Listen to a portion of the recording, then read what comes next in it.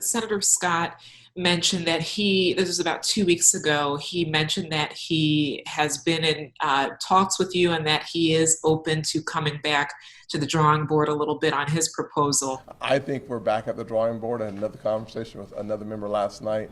So I'm hopeful that the next couple of weeks may produce the type of outcomes that we're looking for. I'm an internal optimist, so I'm always looking for the silver lining. But the conversations that are now, folks who are now calling me about the legislation from the other side suggest that perhaps it's not dead. We may have a Lazarus moment. We may not. How are those talks going, and are you heartened by what you're hearing from him? Well, I'm always heartened by my colleagues that want to have conversations and dialogue. But what you should know is that there are no formal negotiations going on.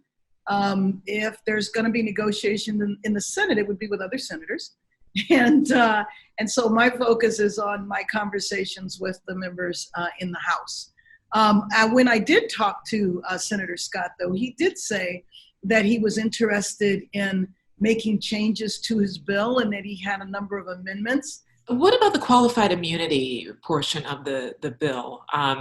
He's described that as the sticking point for his Senate colleagues. And I've spoken with some other House Democrats, and they say that's sort of non-negotiable. They want to see that in there. Does that remain like one of the biggest, if not the biggest sticking point?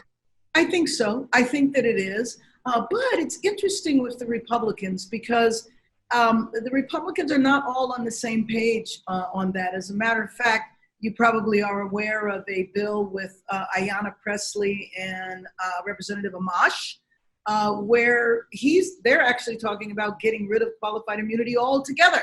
That's not what we do in the Justice and Policing Act. What we do is get rid of it for police officers, but it actually applies to a lot of different professions.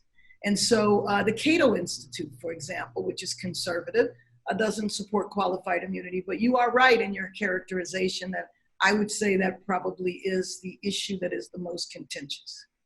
Are there any other parts of the bill that are perhaps contentious, or at least something that you'll have to go to the drawing board with the senators on? Well, I don't know about going to the drawing board, but I will tell you that parts that have been raised with me is whether or not no-knock and chokeholds should be banned altogether. To me, they absolutely should. But the issues have been raised that maybe what we need to do is study no-knock.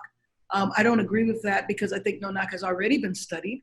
And in over a 10-year span, over 90 people have been killed with no-knock warrants, and 14 of them were police officers. So do we really want to risk a police officer or a resident's life because you're trying to prevent drugs from being flushed down a toilet? And with all of the loose gun laws around the country, how did Breonna Taylor die? Breonna Taylor died because they thought they were being invaded. They thought it was a home invasion. And so what's to stop that from happening? So I think that's an example. And then banning chokeholds are limiting chokeholds to say only if the officer's life is in danger. Well, every time someone is killed, the officer says that. So I think those are two other points of contention. Do you think that maybe it would be more effective to have states pick up this reform, or should there be a federal umbrella for policing reform? All of the above. One of the things that happens when you have movement on the federal side is it has a domino effect, and the states, the counties, the cities act as well. So it's very important for all of that to happen.